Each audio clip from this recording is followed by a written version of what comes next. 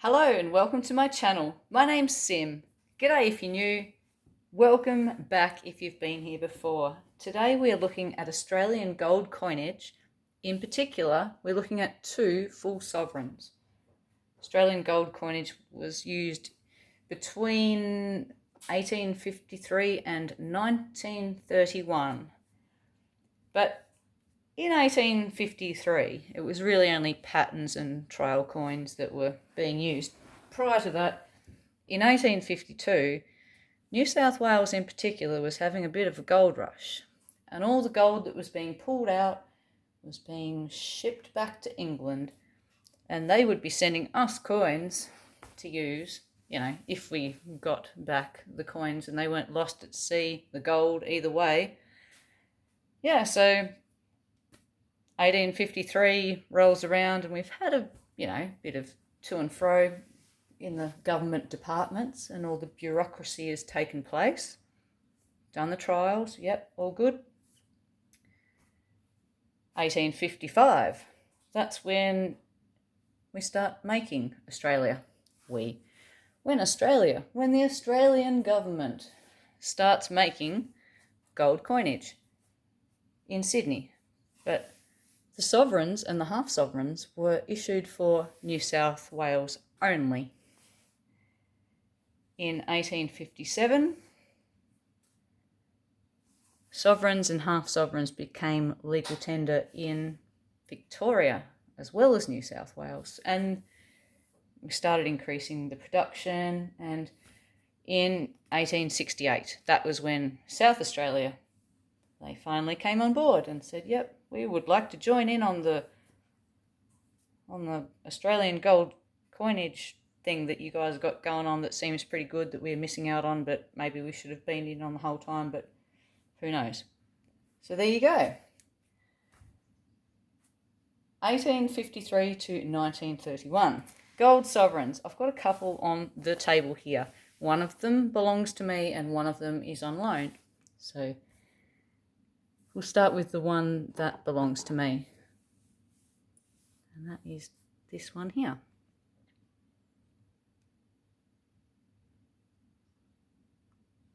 So that is a full sovereign, 1892.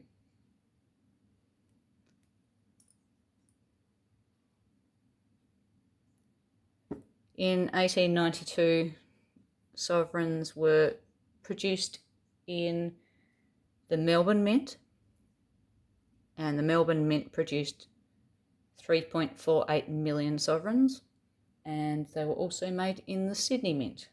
They produced 2.83 million sovereigns. And we'll start with just the specifications of the coin. We'll start with the obverse. This is the bust of Queen Victoria, facing left, with what is known as the Jubilee head type. We've got Latin script around the edges here. Sorry, I don't read Latin, so I can't tell you what it says. The engraver is Joseph Edgar Bowen for this portrait here. And on the reverse, we have the patron saint of England, St. George. He's slaying the dragon. So below the date of the sovereigns, well, these particular ones, 1892, written down here.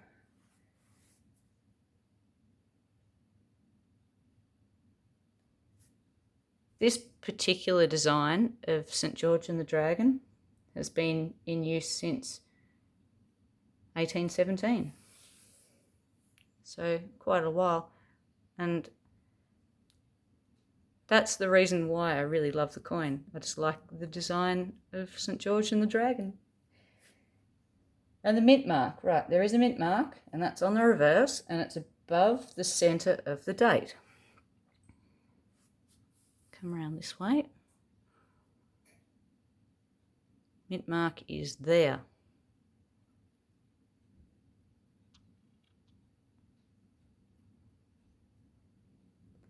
So the mint mark on my coin is a S for Sydney at 2.83 million. So it's the lower minted of the two. Has a milled edge all the way around.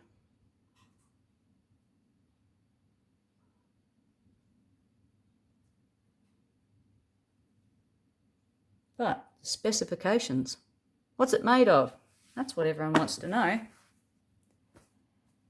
It's made of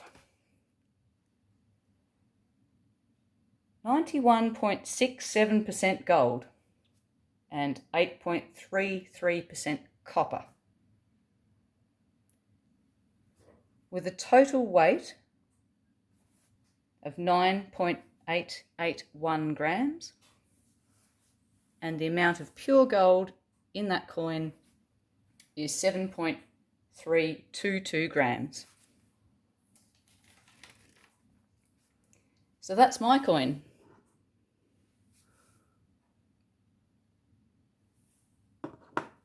We'll move on to coin number 2.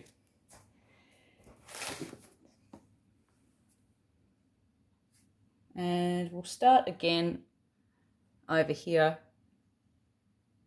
on the obverse. So on the obverse, if I can get that to focus, we have King Edward VII, and he's facing right.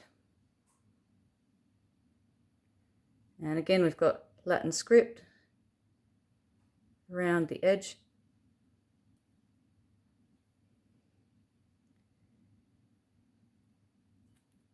In 1902, see, this coin here is newer than my coin. In 1902, sovereigns were minted in 3 different mints in Australia instead of just the 2. You have the Melbourne Mint. They produced 4.26 million sovereigns. Perth Mint in 1902 made 4.28 million. And the Sydney Mint, they made 2.81 million sovereigns in 1902.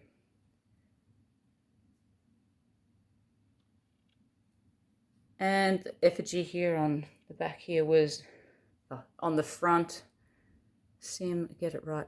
The effigy on the front is designed by George William de Saves.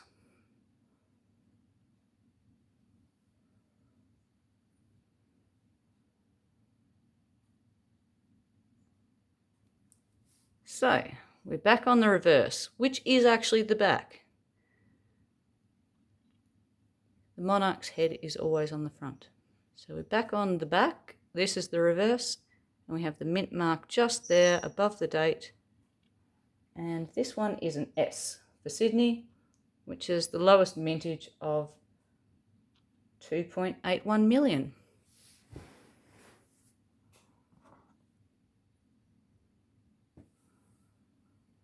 Let's just have a quick look at these two together. My coin is here on the left, and the borrowed coin is on the right.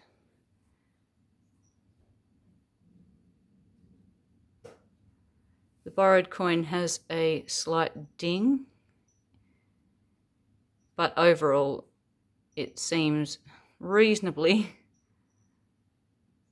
high grade and rather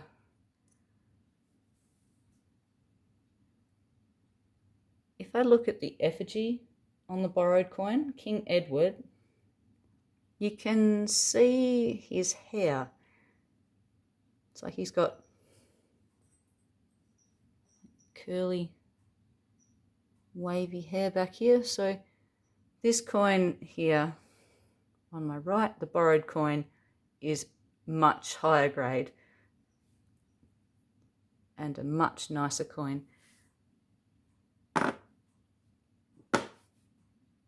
in my opinion. Here's where it gets interesting, right? Let me just tell you a little bit more about these coins before I move on to pricing, because everyone wants to know, what are they worth? What are they worth, Sim? Well, how long's a piece of string, right? Who knows? If we're looking at this one here, got Queen Victoria, right? Cracks me up. She was really long reigning monarch. So when we have King Edward VII put onto the obverse of a coin, that was the first year of minting a new monarch onto a sovereign or onto a coin, after enduring 6 different designs of Queen Victoria over her 64-year reign. That's a pretty long time to be. I'll just zoom in. That's a bit better. 64 years on the throne. Queen Victoria, she died on January the 22nd of 1901. And at that point, she held the record actually. She was the record holder for the longest reign in British history. And then today we've got Queen Elizabeth II. And she's just like, oh, come on, hold my gin. So recently, Queen Elizabeth, she became like Britain's longest reigning monarch of 70 years, which is pretty cool. So she only has to hang in there for another 2 years, and she'll beat French King Louis XIV, and she'll take out the ultimate crown. She will be the longest reigning monarch in the world. So yeah, at the moment, the current British monarch, who is also Australia's Queen Elizabeth, is the longest reigning British monarch and the second longest reigning monarch in world history that has been recorded. So I thought that was kind of interesting. That was a really long-winded way of saying it, but anyway, back to what it's worth. And this is, I guess, the bit that everyone really wants to know.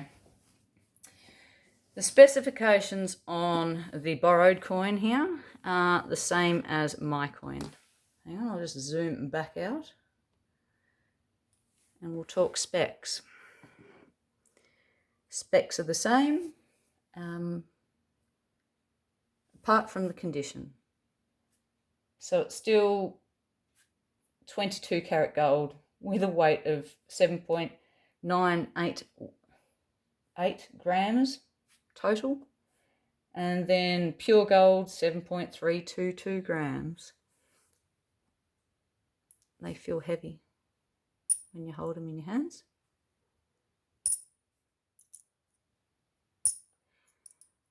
And when I was doing a little bit of like, what are they worth? What are they worth? That really is a how long's a piece of string question. My coin here is probably worth, I would say, bullion weight, like bullion price only, because it's been cleaned. It's been rubbed and wiped and swiped, so it's gold price only. And the borrowed coin, well, much nicer grade. You might get a little bit more for it. But let's just say they're both bullion coins only. The other day when I was looking up the price of gold just to do this video, the spot price at the time was, for an ounce of gold, $2,549. So for a gram of gold, it was $81.95. And I did the maths. I did the calculations, and it works out that these coins here are worth about, just on gold price only, if you melted them down, about $600 each on the day, which was maybe 2 or 3 days ago. Gold prices, they fluctuate. They go up and down. What's worth $600 today might be worth $700 tomorrow, and it might be worth $300 the next day. So sometimes I guess it's worth collecting coins that are more collectible and have a higher grade, like my borrowed coin here. But I purchased my coin for a fairly low price. I'm happy with what I paid for it. I purchased it from Gumtree, and I've purchased that as a bullion coin, and I purchased it just for the gold. If you're going to buy that coin from a local bullion dealer around here, so a second-hand shop, or what do you call them, like a pawn shop, you know, PAWN. If you go somewhere like that, you'll probably be looking at paying around, there's a premium of maybe 15%. So maybe it'd be up around the $690, $700 mark just for a bullion type coin in Tassie. So happy with my Gumtree buy. It's definitely not a numismatic coin as much as the borrowed coin that I've got here. Thank you very much to the person who lent me their most prized possession.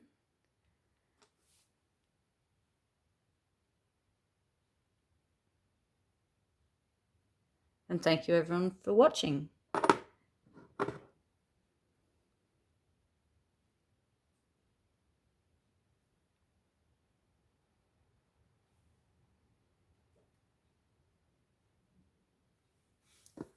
I'd love to hear from everyone. If you are stacking bullion, what your strategy is. And yeah, if you've got sovereigns or any sovereign information, that would be great as well. There is not a chance that I'm going to be able to collect a nice set of high quality numismatic sovereigns.